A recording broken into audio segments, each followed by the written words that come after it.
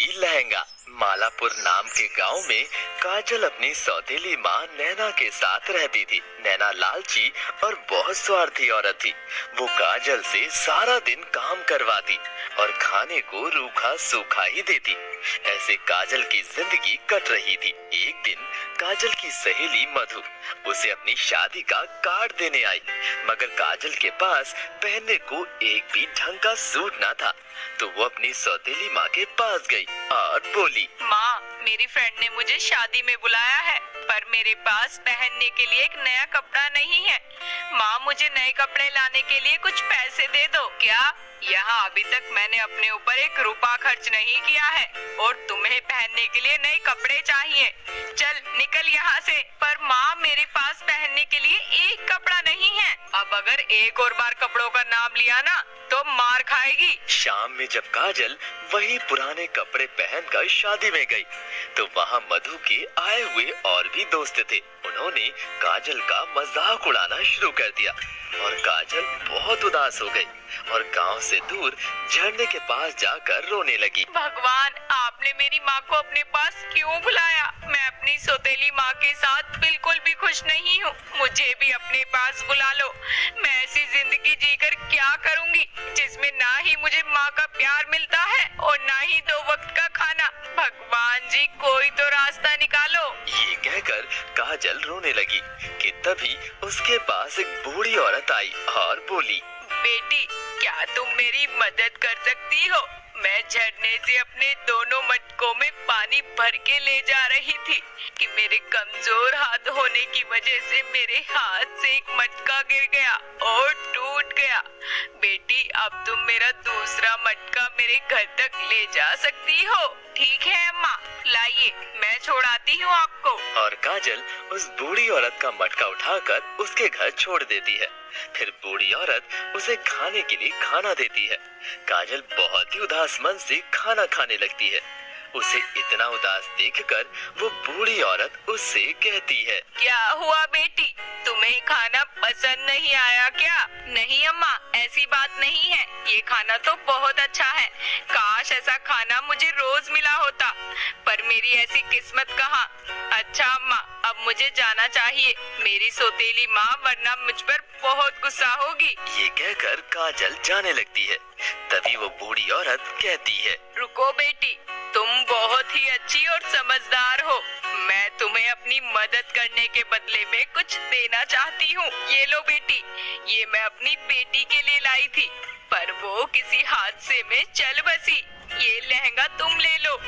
एक दिन ये लहंगा पहन के तुम मुझसे मिलने जरूर आना। जी ठीक है, आपका बहुत बहुत शुक्रिया, आपने मुझे ये लहंगा दिया। उसके बाद काजल वो लहंगा अपनी सौतेली माँ से छुपा कर अपने कमरे में ले जाती है कि तभी उसकी माँ बोलती है, अरे तू तो कह के गई थी कि जल्दी आ जाएगी। माँ, वो मैं आ ही रही थी। मधु ने खाना खाने के लिए रोक लिया था। अच्छा, मैं यहाँ भूख से मर रही हूँ और तू शादियों में खाना खाती फिर रही है। ये कहकर नैना काजल को मारने लगी। मत मारो माँ, मुझे दर्द हो रहा है। मैं अभी खाना बना देती हूँ। ये कहकर काजल खाना बनाने चली जाती है, मगर वो देखती है कि खाना पहले से ही बना पड़ा होता है। अरे ये क्या, खाना तो पहले से ही बना पड़ा है।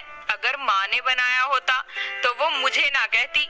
चलो कोई नहीं, माँ को जल्दी से खाना दे आती हूँ, वरना वो फिर से मारेगी। अरे बड़ी जल्दी खाना बना लिया, लगता है ये मार का असर है। अब मैं तुझे ऐसे ही मारूंगी ताकि तू जल्दी से काम कर दे। चल जा, जाकर मेरे कपड़े प्रेस कर, मुझे कहीं जाना है। फिर काजल जाकर कपड़े प्रेस करने लगती है, मगर उससे कपड़े जल जाते हैं। ये देखकर उसकी माँ नैना गुस्से से आग बबूला हो जाती है और बोलती है, हाय रे, ये क्या कर दिया तूने? तूने मेरी इतनी महंगी ड्रेस जला दी। छोड़ूंगी नहीं मैं तुझे। माँ, वो जल्दी में हो गया मुझसे। तूने ऐसी गलती क्यों की? पता भी है कितना महंगा था। जब तक तुझे मार ना पड़े तू कुछ भी काम नहीं करती है। माँ, गलती से हो गया, तू रुक जा जरा। तेरे हाथ ही मैं इस्त्री से जला देती हूँ ताकि तुझसे ऐसी गलती हो ही ना। ये कहकर नैना प्रेस लेकर आगे बढ़ी कि तभी वो प्रेस एक गुलदस्ते में बदल गई। ये देखकर नैना चौंक गई। अरे ये ऐसे कैसे गुलदस्ता बन गई? लगता है ये मनहूस मरी कहीं से जादू टोना सीख के आई है। अभी कुछ किया तो कहीं मैं ही मुसीबत में न पड़ जाऊं। जो भी हो रहा था वो सब हम कर रहे थे। और फिर नैना वहाँ से चली गई। दूसरी तरफ काजल को कुछ समझ नहीं आ रहा था। काजल अपने कमरे में गई तो उसने देखा कि जो अम्मा ने उसे 2 लहंगे दिए थे वो हवा में उड़ रहे थे।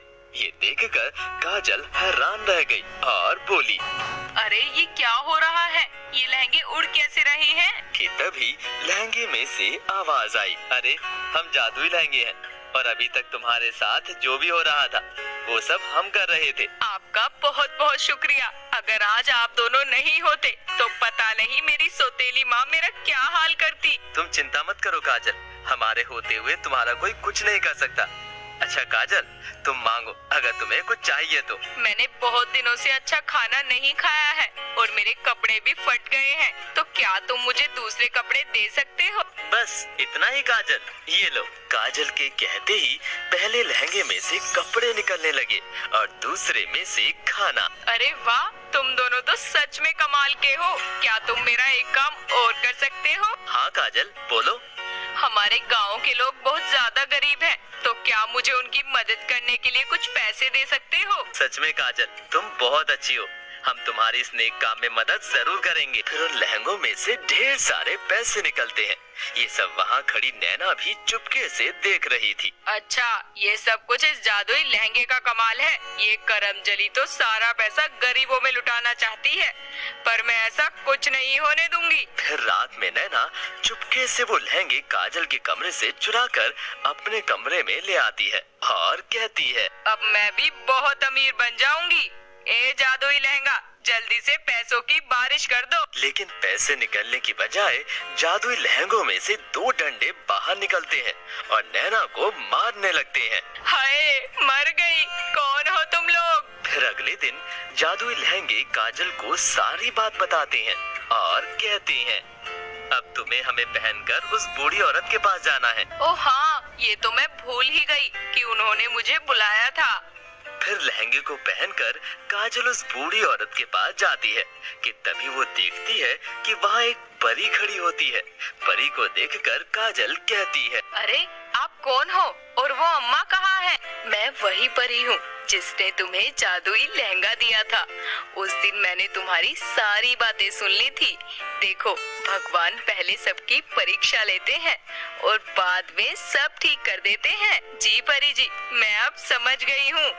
काजल, अब तुम्हारी जिंदगी से सारी परेशानियाँ खत्म हो गई हैं, इसीलिए अब खुशी से अपनी जिंदगी